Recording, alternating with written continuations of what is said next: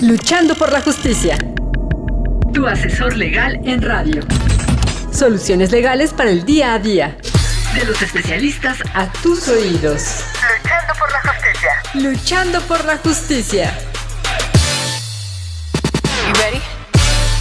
Hola, ¿qué tal, amigas y amigos de Luchando por la Justicia? Esperando que estén muy bien y que estén teniendo un viernes espectacular. Les saluda Jessica Torres y nos escuchamos a través de 660 del Instituto Mexicano de la Radio, a través de 107.9 HD2 y a través de las plataformas digitales. El día de hoy vamos a estar platicando con la maestra en Derechos Humanos, María Fernanda Sánchez Rubio, quien es egresada de la Universidad del Colegio de Londres. Y bueno, es experta en temas electorales y por cuanto a las personas que se autoadscriben indígenas y por lo tanto a los derechos políticos electorales a que tienen derecho estas personas. Querida Fernanda, ¿cómo estás? Hola Jessica, muy contenta de acompañarte el día de hoy y con mucho gusto saludando aquí a tus radioescuchas. Querida Fer, estamos muy contentos porque, bueno, supimos que recientemente el Instituto Nacional Electoral aprobó y el Tribunal Electoral también reafirmó las acciones afirmativas que adoptaron para este proceso electoral, que si bien ya se habían adoptado desde el proceso electoral 2018, las candidaturas a personas que se autoadscriben indígenas, este proceso electoral que luce como el más grande de la historia, en donde se van a elegir más de 21,000 cargos de elección popular, bueno, pues es este proceso en donde se van a garantizar más derechos de las personas indígenas. Pero platícanos cómo está el derecho de las personas que se autoadscriben indígenas para acceder a cargos de elección popular. Sí, Jessy, justamente, como bien lo dices, desde 2018 ya había habido una importante demanda para que las personas que pertenecieran a grupos indígenas tuvieran cuotas, básicamente en las fórmulas de diputaciones y en un inicio, en 2018, el Instituto Nacional Electoral y el Tribunal Electoral del Poder Judicial de la Federación establecieron que 13 distritos iban a ser aquellos donde los partidos políticos iban a tener la obligación de postular a personas que se autoadscribieran como indígenas. Para 2021, este número de distritos subió a 21, lo cual permite una mayor representación de las comunidades indígenas. Y bueno, básicamente la característica principal, como te mencionaba, es que estas personas se autoadscribieran como personas indígenas. Ahora, ¿esto por qué es importante? Y es como una primera diferencia que quisiera señalar. En el artículo 2 de la Constitución se establece que serán personas indígenas aquellas que se autoadscriban a los pueblos originarios. Es decir, no se exige que hablen una lengua o que tengan determinados rasgos físicos, o que incluso hayan nacido dentro de una comunidad indígena en específico. La autoadscripción es una conciencia y la particularidad de sentirse perteneciente a la comunidad indígena.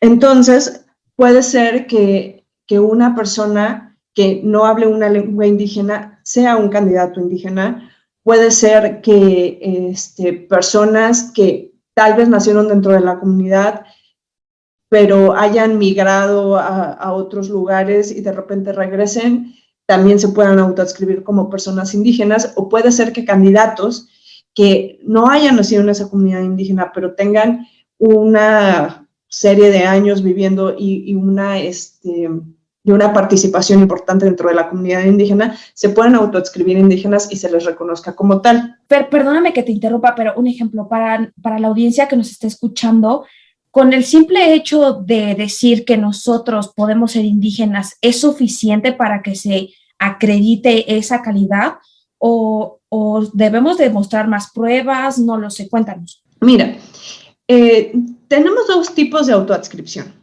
Tenemos la autoadscripción simple y la autoadscripción calificada. Las dos se utilizan en materia electoral para acceder a distintos derechos político-electorales. La autoadscripción simple se ha utilizado para que las personas indígenas puedan acceder a la justicia en materia electoral. ¿Esto qué quiere decir? Que con el simple hecho de decir que son indígenas, pues acceden a diferentes ajustes de procedimiento que se han establecido dentro de los mecanismos del Tribunal Electoral del Poder Judicial de la Federación. Por ejemplo, la suplencia total de la queja, por ejemplo, que se tomen en consideración las situaciones particulares de su contexto para efecto de los plazos para la oportunidad de la presentación de los medios de impugnación, por ejemplo, para la promoción de medios de impugnación alegando un interés legítimo por parte de estas personas. Entonces, por ejemplo, podemos ver en un caso en el cual se ponga en duda una candidatura indígena, los dos tipos de autoadscripción. La persona que está impugnando la candidatura, con el simple hecho de que diga que pertenece a la comunidad indígena, sin tenerlo que acreditar, tiene legitimación para poder interponer ese medio de impugnación, y el tribunal le da entrada y escucha su reclamo y no pone en duda el carácter indígena con el que se ostenta. Y por el otro lado está la autoadscripción calificada, que es la que tienen que tener los candidatos que busquen una candidatura indígena. Entonces, la autoadscripción indígena, precisamente, como lo mencionas, requiere que haya, digamos, un reconocimiento por parte de las comunidades de que una persona determinada es indígena. Y bueno, hay una serie de criterios que se establecieron por parte del Instituto Nacional Electoral, con los cuales se supone que acreditan precisamente esa autoadscripción indígena, pero más que irse como a la lengua o como a un reconocimiento físico de la persona, los documentos que hasta ahorita se han requerido o se han señalado que se van a tener para que acrediten la autoadscripción indígena, pues ha sido como documentación emitida por los ayuntamientos, por autoridades tradicionales o por asociaciones incluso civiles que tengan algún tipo de conexión con las comunidades indígenas y en las cuales tengan como esa posibilidad de dar un reconocimiento de que determinadas personas son miembros o se pueden autoadscribir como personas indígenas. Fer, el problema que... Justamente aquí me llama la atención esta parte que nos abordas, de decir, bueno, a las personas que tienen esta autoadscripción indígena y que pueden participar a un cargo de elección popular, necesitan esta calificación que pueden dar las diversas autoridades por parte de la comunidad, pero ese nivel de autoridad se lo proporciona la misma comunidad indígena, o es un permiso, una concesión, o cómo se puede lograr que esta validez probatoria sea auténtica respecto de su calidad indígena. Mira, justamente a esto iba. La problemática que tiene la autoadscripción calificada en este país es que en realidad, salvo por el estado de Oaxaca, el resto de las entidades federativas que tienen un sistema reconocido a nivel constitucional de los que son sus sistemas normativos. En el caso de Oaxaca, nosotros tenemos claramente distinguidas cuáles son las comunidades indígenas, cuáles son sus sistemas normativos internos, quiénes son las autoridades tradicionales de esas comunidades indígenas, y todo esto está perfectamente documentado por el Instituto Estatal Electoral de Participación Ciudadana de Oaxaca. De hecho, hay una dirección ejecutiva de sistemas normativos internos que se encarga de llevar a cabo la actualización, y son los que también se encargan de llevar a cabo o de acompañar a las comunidades indígenas en sus elecciones por sistemas normativos y en darles validez y básicamente en hacer el conecte con el gobierno del estado para que se les reconozca a estas comunidades. En el resto del país todavía no hay este avance de cuáles son las comunidades indígenas. Si bien se reconocen los distritos indígenas, el criterio es más bien poblacional. Entonces, por eso es complicado en los otros estados decir cuáles son las autoridades que les pueden dar legitimidad. Me parece muy interesante y sobre todo que genera o podría generar cierta incertidumbre o cierta inequidad en la contienda respecto de los otros estados de la República que realmente no cuentan con este mecanismo de identificación oficial por parte de las autoridades mexicanas y los derechos reconocidos de los pueblos y las comunidades indígenas. Pero querida Fer, vamos a hacer una breve pausa y volvemos. No le cambien, seguimos en Luchando por la Justicia. Luchando por la justicia. Para fortalecer tu conocimiento sobre la forma ordenada y digna de vivir en la sociedad actual. Luchando por la justicia. Brinda herramientas educativas para promover la cultura de la legalidad, los derechos humanos y la perspectiva de género. Luchando por la justicia. Hola, ¿qué tal amigas y amigos de Luchando por la Justicia? Ya regresamos de una breve pausa. Estamos por 660 del Instituto Mexicano de la Radio y 107.9 HD2, también por las plataformas digitales del IME Radio. Y bueno, seguimos conversando con nuestra querida Fernanda Sánchez Rubios, quien es maestra en Derechos Humanos por la Universidad del Colegio de Londres y bueno, es experta en temas electorales.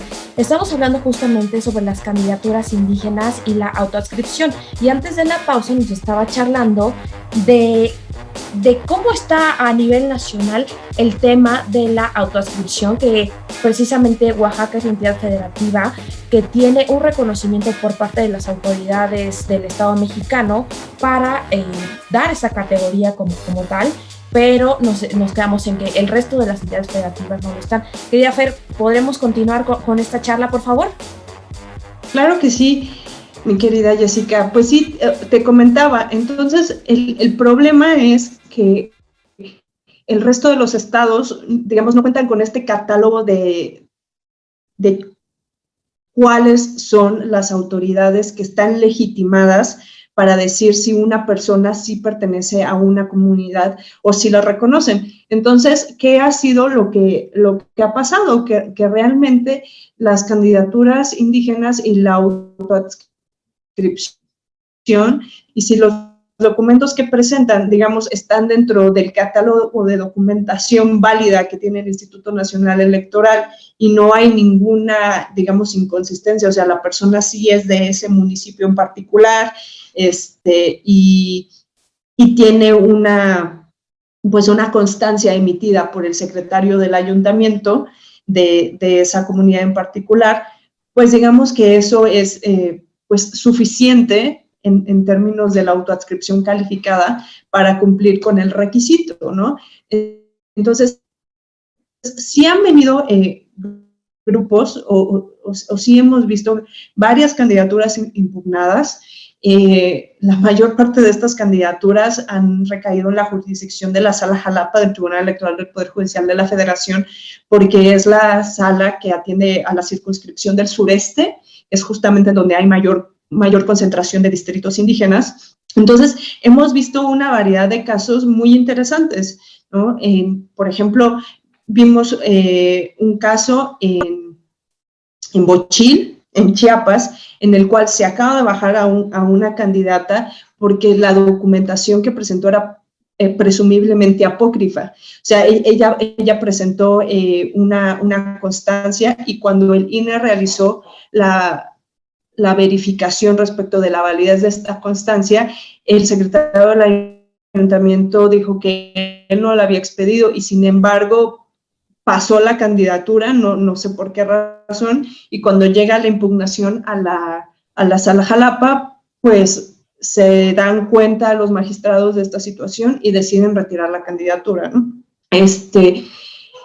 Pero además no concordaba digamos, la constancia con la credencial del lector, porque la credencial del lector tenía domicilio en San Cristóbal de las Casas y la persona que estaban postulando había nacido en Monterrey. Entonces, nada de ahí cuadraba, la candidatura se negó, ¿no? Y se ordenó al partido sustituirla. Pero, por ejemplo, tenemos otro caso muy sonado, en el cual alegan que cierto pariente del presidente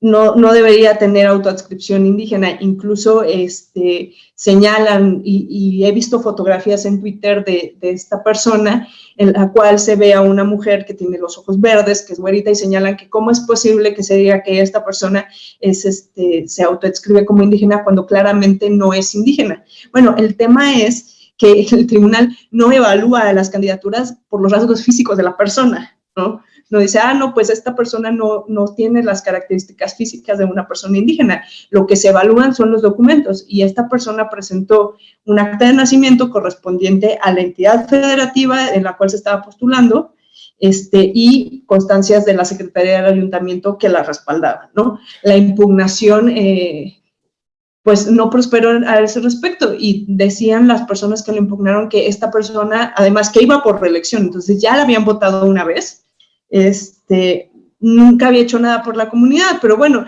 entonces eso propiamente no es un criterio para la autoadscripción indígena, en su caso es un criterio para evaluar el trabajo de la persona, y si no ha hecho nada por la comunidad, pues entonces no voten por esa persona, pero no puede ser un criterio para controvertir la autoadscripción indígena. Entonces, eso ha sido lo problemático, que la gente espera que se evalúen las candidaturas con base en la lengua o en los rasgos físicos, y la realidad es que la autoadscripción indígena no se evalúa con esas características, y a lo mejor por eso personas que se vean de esta manera, o sean más blancas o tengan los ojos de color, pues podría pensarse que no son indígenas, pero en el papel cumplen con los requisitos. Fer, aquí también hay otro tema, el que nos llama un poco la atención sobre la simulación. ¿Qué tanta simulación se advierte para acceder a un cargo de elección popular haciéndose pasar como una persona indígena o como miembro activo de alguna comunidad, o también estos temas muy sonados de las mushes, por ejemplo? Pues mira, desgraciadamente sí hay bastante simulación, me parece, por parte de los partidos políticos, porque finalmente ellos se les mandata cumplir con un determinado número de candidaturas, y en muchas ocasiones no hacen el esfuerzo por incluir a personas que verdaderamente pertenezcan a las comunidades dentro de sus cuadros. El tema es que, pues, como muchas cosas en México, hay mucha corrupción detrás, ¿no? Y, por ejemplo, yo veía una entrevista en la cual uno de los abogados que había impugnado algunas candidaturas en Sala Jalapa se quejaba de que decía que cómo era posible que los magistrados hubieran permitido que pasara una persona como indígena solamente porque tenía una constancia del secretario del ayuntamiento al cual le habían dado dinero para que le emitiera, ¿no? Entonces, pero ahí ¿cuál es el problema? O sea, el problema es de los magistrados por aceptar la constancia que se supone que está conforme a la ley, o de este sistema donde hay corrupción porque los partidos políticos le entregan dinero al secretario del ayuntamiento para que emita una constancia con base en sus facultades que es falsa. O sea, todo eso que hay detrás pues de alguna manera se lo achacan a las autoridades electorales porque son los que tienen como la última palabra, pero en realidad la simulación viene desde atrás, desde las autoridades que entregan constancias a personas que no pertenecen a las comunidades, de partidos políticos que solicitan esas constancias cuando saben que las personas que están postulando no pertenecen a las comunidades indígenas. Entonces, desgraciadamente, pues el sistema electoral mexicano en general está construido con base en la desconfianza. Y sí, vemos muchos casos de simulación. De hecho, hasta ahorita que yo tenga monitoreado, por lo menos solamente en Sala Jalapa han bajado alrededor de 5 candidaturas de diferentes partidos y en diferentes estados, justamente porque los documentos emitidos no cumplen con las características de la autoacción indígena. Pero esos solamente son los que se han impugnado o se ha alcanzado a ver las inconsistencias por lo burdo de las constancias que entregan. Pero digamos que si el trabajo de simulación está bien hecho, pues es muy difícil para las autoridades poder retirar una candidatura indígena con base en sus pues en lo que sienten, ¿no? O en lo que pueden advertir que esté fuera del expediente. Pero en este caso, ¿tú adviertes que sea necesario una reforma, una modificación desde la parte legislativa para que se puedan modificar estos criterios y que haya una mayor certeza para el acceso de cargos de elección popular a personas indígenas? ¿O crees que ya es una falla propia de un sistema de las autoridades? Pues mira, o sea, yo creo que sí puede haber una respuesta desde el ámbito legislativo, pero no me parece que sea digamos, una reforma electoral propiamente. O sea, yo creo que así como en Oaxaca están bien regulados los sistemas normativos internos y se reconocen, hay un catálogo de autoridades y se puede determinar cuando una elección cumple o no con el sistema normativo interno y todas estas cuestiones, yo creo que es necesario hacer lo mismo en el resto de las entidades federativas. O sea, tenemos que tomarnos en serio el artículo 2 constitucional, reconocer que estamos en una nación pluricultural y que Chiapas, Yucatán, Tabasco, Veracruz, Michoacán, Guerrero, Chiapas, todas esas entidades, por mencionar algunas, tienen una importante presencia indígena y es necesario que empecemos a documentar esto para que podamos darle pues mayor certeza a las comunidades indígenas y que entonces cuando digan es que el secretario del ayuntamiento no es una autoridad que pueda reconocerle la autoadscripción indígena a una persona, pues entonces la autoridad judicial tenga un catálogo de autoridades para darle la razón a la persona y decirle, en efecto, ¿no? O sea, aquí solamente, en esta comunidad, solamente el Consejo de Ancianos puede otorgar el reconocimiento de la autoadscripción, o la Asamblea General Comunitaria, ¿no? O el agente municipal es la autoridad para dar la constancia. Hasta que no tengamos este catálogo de autoridades, pues realmente es muy difícil poder darles o cuestionar la legitimidad de determinadas constancias. Entonces yo creo que es en este ámbito donde se tendría que hacer la reforma. Ok, Fer, bueno, se nos está acabando el tiempo, pero ¿te gustaría en un par de minutos concluir en algo? Pues simplemente, pues me gustaría decir que es muy importante que sigan existiendo estas candidaturas, que haya mayor representación de los pueblos y comunidades indígenas, porque forman parte importante de la nación mexicana, y ojalá pues los partidos políticos se tomen más en serio las candidaturas y dejen de estarlos utilizando nada más para engañar a la autoridad, que pongan personas que sí representan a las comunidades y que puedan hacer algo para mejorarlas. Me parece muy valiosa tu intervención porque me parece que los pueblos y las comunidades indígenas deben ser visibilizadas, deben ser legitimadas y que sus necesidades sean advertidas a través de verdaderos representantes que estén en los cargos de elección popular. Pero bueno, este ha sido nuestro programa por el día de hoy. Fer, ¿nos compartes tus redes sociales por si la audiencia tiene duda para el tema? Sí, claro que sí. Bueno, me pueden buscar en Facebook. Estoy como Fer Saru. Así o en Instagram, estoy como mafercita_chique. Bueno, esto fue todo por el día de hoy. Les agradezco mucho que nos hayan escuchado como cada viernes. Yo soy Jessica Torres y nos escuchamos a la próxima. Muchas gracias. Adiós. Luchando por la justicia. Promueve el pensamiento de respeto a los derechos humanos y que las diferencias individuales no sean argumento para justificar la desigualdad, el maltrato o la discriminación. Luchando por la justicia.